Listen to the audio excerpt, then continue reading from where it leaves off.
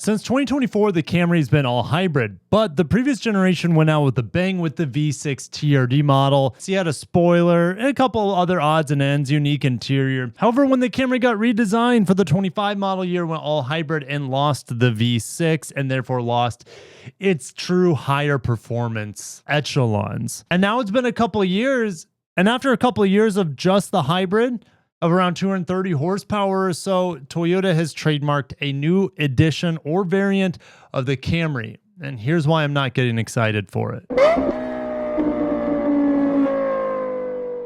Today, we're going to cover the Camry Apex. If you're new to the channel, my name's Kirk. I cover automotive news just about every single day. If you're new to the channel, welcome aboard. And for all you longtime followers, thank you for being here. If you're excited for anything Camry related, hit the like button. And of course, I always have to do a shout out to the Camry LE, which is my favorite out of the bunch. Under $30,000. I've seen over 60 miles per gallon on it, and it has the most comfortable seats out of the current Camry lineup. All right, what is the Camry Apex? What can we get excited for here? And like, when can we expect it? Well, I think it's going to come. I'm almost positive it's going to come at this point. But let's take a step back. Apex isn't the first time we've seen this naming. It's the first time with the Camry, but let's go back to 2021.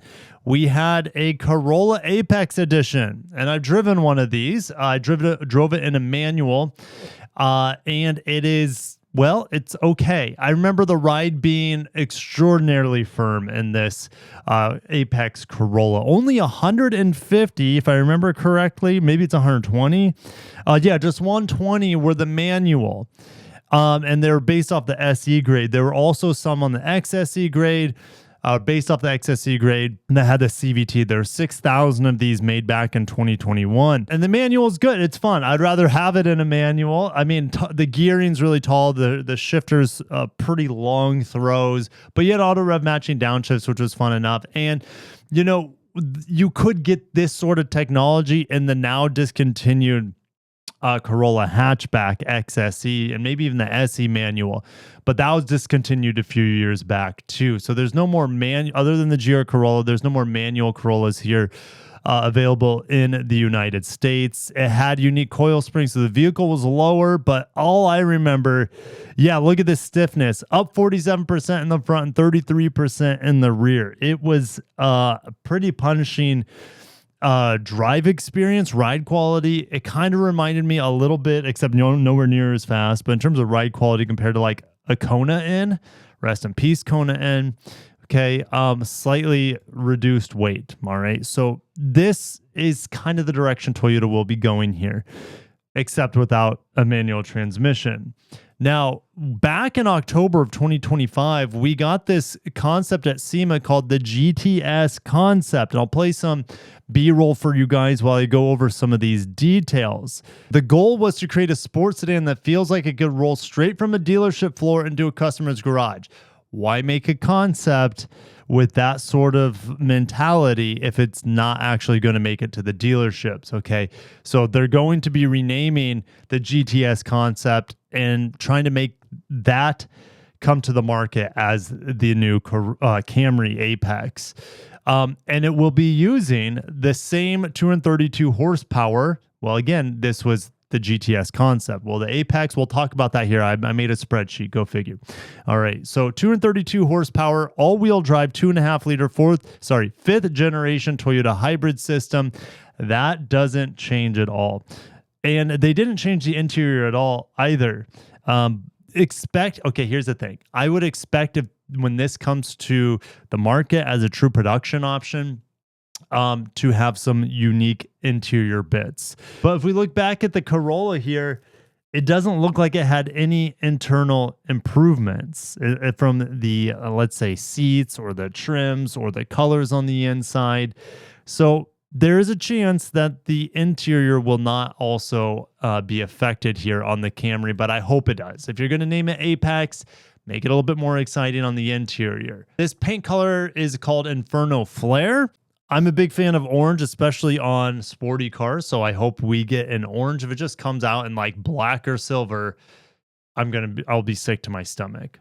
they did communicate some of the performance enhancements. Okay, they have adjustable coil overs, lowering the chassis by 1.5 inches. Well, if we look back at the Corolla Apex, it was about a 1/2 inch. So what's it going to come down to? It was 0.6 inches in the Corolla Apex. Well, it's probably going to be about 0.6 inches in the Camry. They're not going to lower 1.5 inches. I'd love to be wrong though. Okay, they said high performance brakes includes massive 8-piston calipers with 365 millimeter front rotors and 6-piston calipers matched with 356 millimeter rear rotors. We had 20-inch wheels with 245 width tires. Are we going to see that sort of braking enhancement? The answer is absolutely not. You might get painted calipers, but I don't expect your brakes to be upgraded to this sort of degree. No way, no way. So if we go over to Toyota's builder right now and see what we're working with, well, the Nightshade is kind of already a unique sporty edition. There aren't that many Nightshades out there. It's based off the SE grade. The LE, again, my favorite. It's the most affordable and the best fuel economy, and in my testing, it's the best acceleration. So here's the thing. If they stick with the stock powertrain on this Apex Camry with 232 horsepower, it will be slower than an LE front wheel drive model. I've done testing where the front wheel drive accelerates the fastest. It has the narrowest tires. It has the lightest body as well compared to the other trims. It also has the smallest wheel, so less rotating mass. Now, I get that the Apex is not really designed for straight line speed. It's designed for cornering and braking. So it is what it is. Now, it would be priced above the XSE. XSE is already 36 grand before you add options here. So the Apex, let's just get a nice pink color on it. Let's keep, well, I don't know. Red and red's pretty terrible. I like Ocean Gem. Okay, let's do Ocean Gem. Let's do black interior. I'm fine with that. All-wheel drive is $1,500, which is highway robbery in my opinion, because it's a pretty small e-axle in the back. Okay, it should be about a $1,000 upgrade, but Toyota will nickel and dime you. Okay, we're gonna go for the Premium Plus package that includes a panel roof, so there's no point of adding it as an option here. So we're gonna finish the build. So $43K for a fully loaded Camry. Is this Apex going to be $45K, $50K? Just give me a Lexus IS that I just reviewed. Give me that instead. I know it's a smaller vehicle, but like this car is probably going to be way too expensive. If it replaces the Nightshade, then I'm okay with that. Let's go back to builds here. If it replaces the Nightshade and can come in under $35,000 with, well, what's it going to have? Slightly better brakes, a spoiler, unique body kit. It's going to have a unique body kit and it'll be lower. I think it's got to be priced around $35,000 if it wants to succeed. That's just me. And also, let's just get into the spreadsheet that I made for you guys. Camry TRD, rest in peace, with the 3.5 liter V6, 301 horsepower. This Camry Apex is going to have exact same sort of power as an XSE all-wheel drive, so 232 horsepower. It is all-wheel drive though, and it gets almost double the fuel economy of the Camry TRD. So I mean, that's a trade-off, but we're talking about a performance car here, and fuel economy, yeah, I mean, it's almost like, let's look at the Prelude. If you want to, like, I would take a Prelude over a Camry Apex. Now, I understand that the Camry Apex has 4 doors, more practical. I get it. But the Prelude is going to handle better than the Camry, and neither of them are going to be quick, and they're both hybrids. So yeah, interesting, right?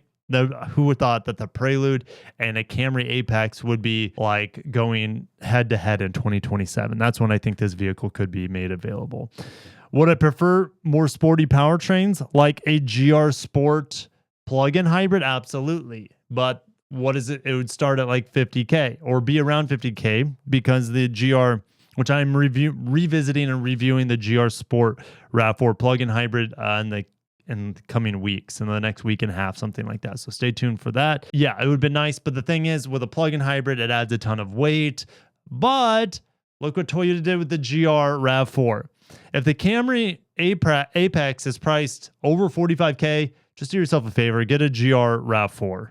I know it's not a sedan, but it handles pretty well for being such a big, heavy vehicle, and It's made in Japan. The Camry Apex wouldn't be made in Kentucky. And what about the Crown Platinum? If you have the Hybrid Max powertrain with 340 horsepower and up to 400 pound-feet of torque, you still get 30 miles per gallon. This system's also heavy. The rear e-axle on it's really heavy. And it has not been updated, this powertrain, with the newest e-axles, but it has a 6-speed automatic. That'd be far more entertaining. But if it's too expensive, you just go get a Crown, right? The Crown Hybrid Max, what are those going for right now? Wow, there's hardly any in my area. Platinum. Okay, the Crown Platinum costs about identical to, well, gosh, I would still take an ES 6th generation hybrid over this. But I would also take a Lexus IS over this because this is pretty high price in here, about 60 grand. I like the Crown XLE. I'm a base model guy, if you guys can't tell. I really enjoy the value and your bang for your buck you get on base models. And when the XLE Crown debuted in America, it had cloth seats, and I love that. They replaced it with leather, or synthetic leather, I forget at this point. But I know you can't get cloth on the XLE anymore, which is a bummer for me. So yeah, and look, there's price drops here on a Crown XLE. Yeah, I would still take a Crown XLE over a Camry Apex, even though, yeah, this comes standard all-wheel drive, mind you. It just, yeah, I mean, you can also get the Modelista body kits for this to make it look really, really nice. See those rolling around in Japan when I go there. So yeah, I'm going to end it there. I'm not excited for a Camry Apex, especially if they don't price it right. It's not going to have any more horsepower, which, does it need it? I mean, if you have a sporty edition, like that's the thing with the Corolla Apex, at least you could get a manual in the sedan, which I thought was pretty cool. I know it was like a drop in the bucket, is only 120, which is like just a slap in the face. Because if they were all manual, 6,000 all manual, they would have been bought, no problem. But it comes down to emissions and CAFE, because these powertrains have to be certified by the government and governments, I should say. So it's not like they're just going to roll out with the new Camry powertrain just for the Apex. It wouldn't be cost effective for Toyota, because the powertrain has to be certified and crash test certified in every single vehicle that is put in. So it's just because it's certified, let's say in a Crown Sport, the Hybrid Max or the plug-in hybrid and the RAV4, doesn't mean you can just drop it in a Camry and just say, let's go. Even though it's good from an emissions aspect, it just costs the Toyota way too much money. So that's why it's not going to have any more power than 232 horsepower. It would be amazing if they did something to it to just strip it out to reduce all the weight, make it super light, have forged wheels on there. Then you'd be getting a performance improvement. But that's not, I don't see that happening. So thank you guys for watching. I'm excited to see what Toyota kind of has to show here, mainly for the orange paint color. If they can bring that to production, they could make it a fully BEV and it'd be fast as heck. We know that, but it's going to handle like junk.